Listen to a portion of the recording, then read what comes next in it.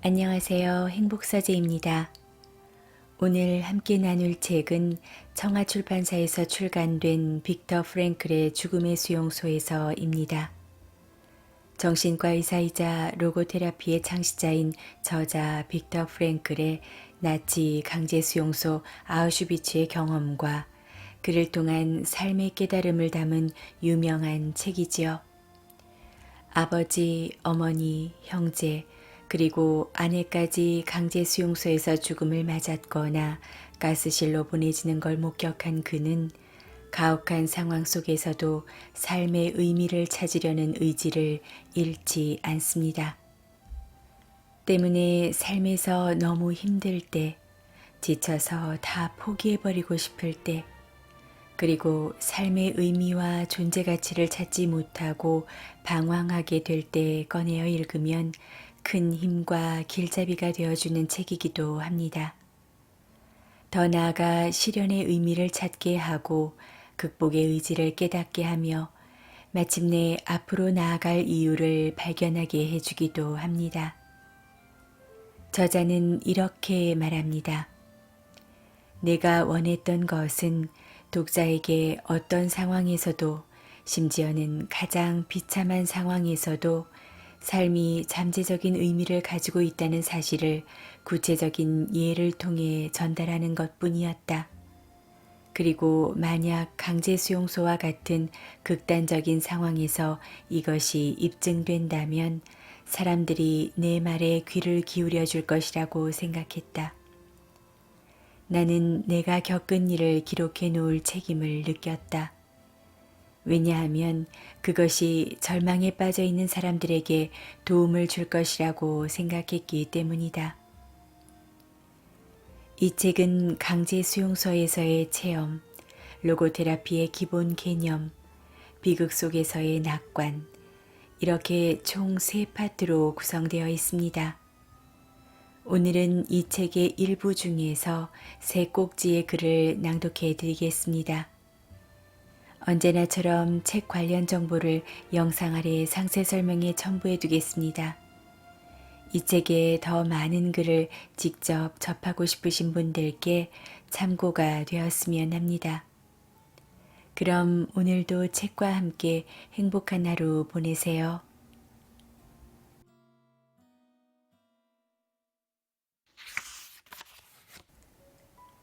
미래에 대한 기대가 삶의 의지를 불러일으킨다. 수용소에서 수감자가 입은 정신병리적 상처를 정신요법이나 정신위생학적 방법을 이용해 치료하려면 그가 기대할 수 있는 미래의 목표를 정해줌으로써 내면의 힘을 강화시켜 주어야 한다. 수감자 중에 몇 사람은 본능적으로 자기 스스로 그런 목표를 찾아내기도 한다. 이것이 바로 인간의 특성으로 이렇게 사람은 미래에 대한 기대가 있어야만 세상을 살아갈 수 있다. 기대를 갖기 위해 때때로 자기 마음을 밀어붙여야 할 때가 있음에도 인간 존재가 가장 어려운 순간에 있을 때 그를 구원해 주는 것이 바로 미래에 대한 기대이다.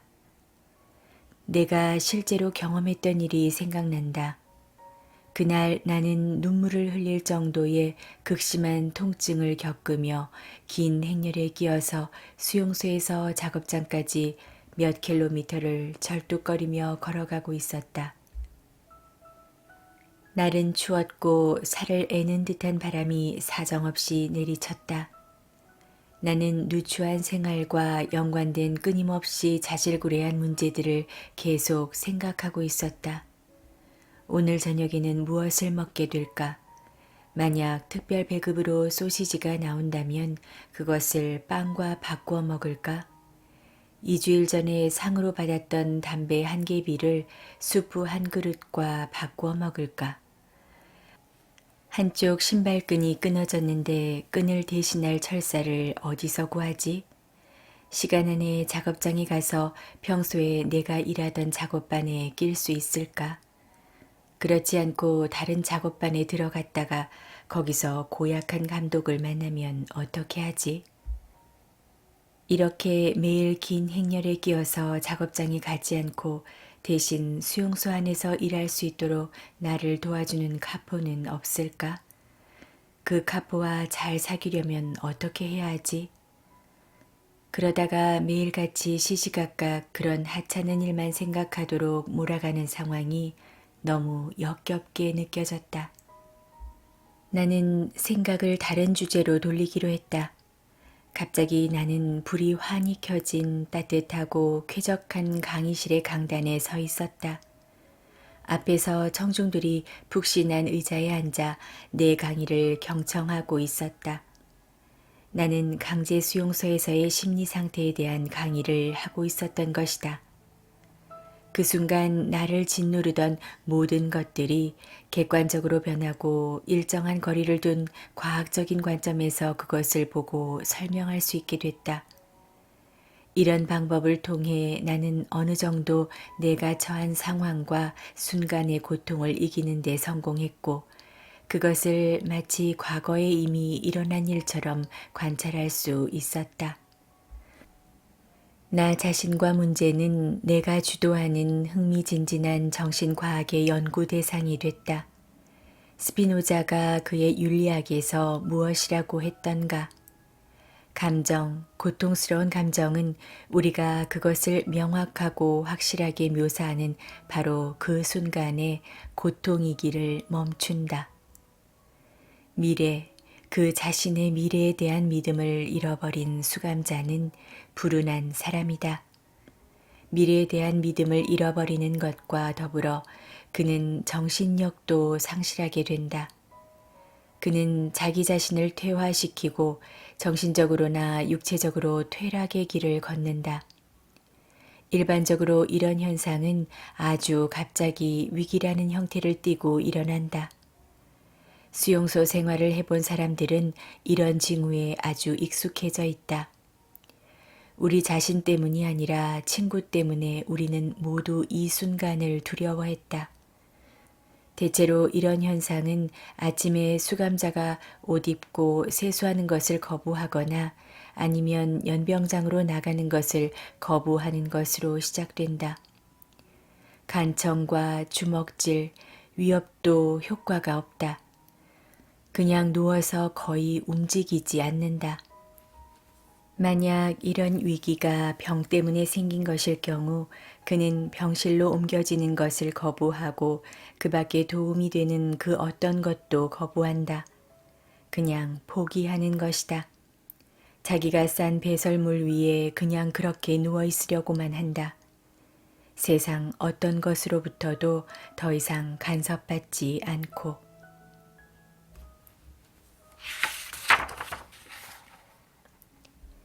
미래에 대한 믿음의 상실은 죽음을 부른다.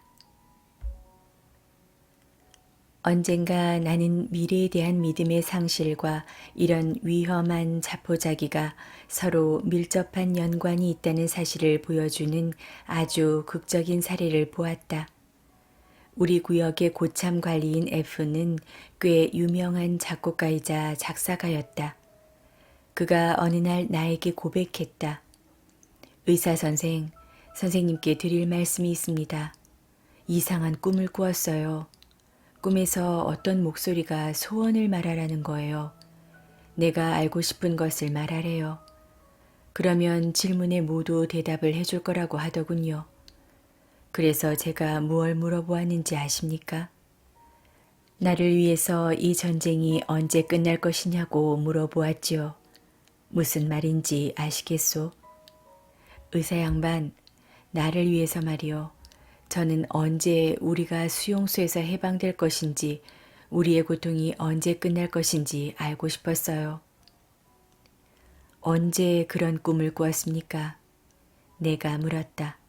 1945년 2월에요. 그가 대답했다. 그때는 3월이 막 시작됐을 때였다.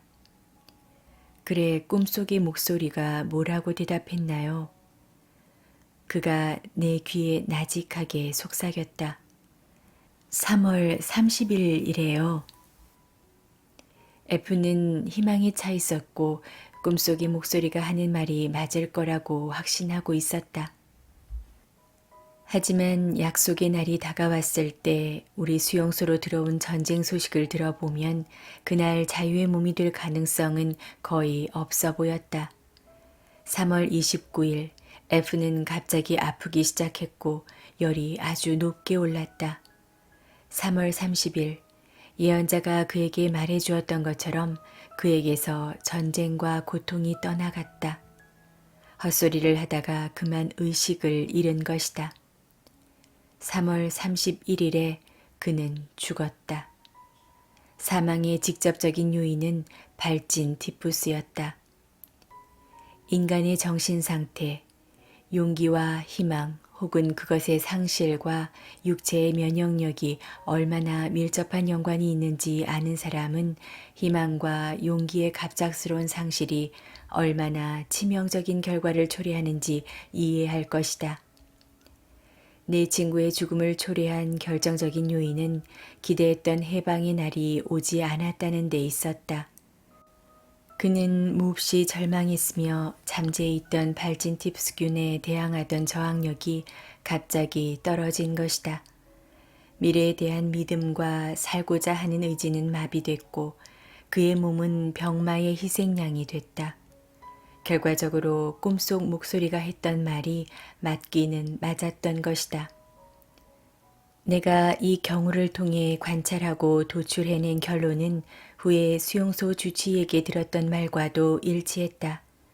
그의 말에 의하면 1944년 성탄절부터 1945년 새해 이르기까지 일주일간 사망률이 일찍이 볼 수 없었던 추세로 급격히 증가했다는 것이다. 주치의는 이 기간에 사망률이 증가한 것은 보다 가혹해진 노동 조건, 식량 사정 악화, 기후변화, 새로운 전염병 때문이 아니라고 했다. 그것은 대부분의 수감자들이 성탄절에는 집에 갈 수 있을 것이라는 막연한 희망을 품고 있었기 때문이라는 것이다. 그 시간이 다가오는데도 희망적인 소식이 들리지 않자 용기를 잃었으며 절망감이 그들을 덮쳤다. 이것이 그들의 저항력에 위험한 영향을 끼쳤고 그중 많은 사람들이 사망하기에 이른 것이다.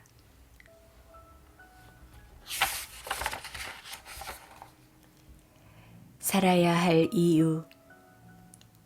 앞에서도 얘기했지만 수용소에서 사람의 정신력을 회복시키려면 그에게 먼저 미래에 대한 희망을 보여주는데 성공해야 한다. 니체가 말했다. 왜 살아야 하는지 아는 사람은 그 어떤 상황도 견딜 수 있다. 이 말은 수감자들을 대상으로 심리치료와 정신위생학적 치료를 하려는 사람에게 귀감이 되는 말이다. 수감자를 치료할 기회가 있을 때 그들이 처한 끔찍한 현실을 어떻게든 견딜 수 있는 힘을 주려면 그들에게 살아야 할 이유, 즉 목표를 얘기해 주어야 한다. 슬프도다 자기 삶에 더 이상의 느낌이 없는 사람, 이루어야 할 아무런 목적도 목표도 그리고 의미도 없는 사람이여. 그런 사람은 곧 파멸했다. 모든 충고와 격려를 거부하는 사람들이 하는 전형적인 대답은 이런 것이다. 나는 내 인생에서 더 이상 기대할 것이 없어요. 이런 사람에게 어떤 대답을 해주어야 할까? 가장 필요한 것은 삶에 대한 태도를 근본적으로 변화시키는 것이다. 우리는 우리 자신에 대해 공부해야 했고 더 나아가 좌절에 빠져 있는 사람에게 다음과 같은 이야기를 들려주어야 했다. 정말 중요한 것은 우리가 삶에 무엇을 기대하는가가 아니라 삶이 우리에게 무엇을 기대하는가 하는 것이라는 사실을, 삶의 의미에 대해 질문을 던지는 것을 중단하고 대신 삶으로부터 질문을 받고 있는 우리 자신에 대해 매일 매시간 생각해야 할 필요가 있었다. 그리고 그에 대한 대답은 말이나 명상이 아니라 올바른 행동과 올바른 태도에서 찾아야 했다. 인생이란 궁극적으로 이런 질문에 대한 올바른 해답을 찾고 개개인 앞에 놓인 과제를 수행해 나가기 위한 책임을 떠맡는 것을 의미한다. 이런 과제들, 즉 삶의 의미는 사람마다 다르고 때에 따라 다르다. 따라서 일반적인 방식으로 삶의 의미를 정의하는 것은 불가능하다. 삶의 의미가 무엇인가에 대한 대답은 포괄적으로 할 수 있는 것이 아니다. 삶은 막연한 것이 아니라 현실적이고 구체적인 것이기 때문이다. 삶이 우리에게 던져준 과제가 현실적이고 구체적인 것과 마찬가지로 바로 이것이 개개인마다 다른 인간의 운명을 결정한다. 어떤 사람도 어떤 운명도 그와는 다른 사람, 그와는 다른 운명과 비교할 수 없다. 똑같은 상황이 되풀이되는 경우는 하나도 없으며 각각의 상황은 서로 다른 반응을 불러일으킨다. 때로는 그가 처해 있는 상황이 그에게 스스로의 운명을 개척하기 위해 행동에 들어갈 것을 요구할 수도 있다. 반면 어떤 때에는 더 생각할 시간을 갖고 그렇게 하는 것이 자신에게 이롭다고 생각하게 할 수도 있다. 때로는 주어진 운명을 그대로 받아들이고 자기 십자가를 지고 나가야 할 때도 있다. 각각의 상황들은 그 나름대로 독자성을 갖는다. 그리고 어떤 상황에서 비롯된 어떤 문제에 대한 해결책은 언제나 가까운 곳에 단 하나만 있는 법이다. 만약 어떤 사람이 시련을 겪는 것이 자기 운명이라는 것을 알았다면 그는 그 시련을 자신의 과제, 다른 것과 구별되는 자신만의 유일한 과제로 받아들여야 한다. 시련을 당하는 중에도 자신이 이 세상에서 유일한 단 한 사람이라는 사실에 감사해야 한다. 어느 누구도 그를 시련으로부터 구해낼 수 없고 대신 고통을 짊어질 수도 없다. 그가 자신의 짐을 짊어지는 방식을 결정하는 것은 그에게만 주어진 독자적인 기회이다. 오늘 낭독은 여기까지입니다. 함께 해주셔서 감사합니다. 지금까지 행복서재였습니다.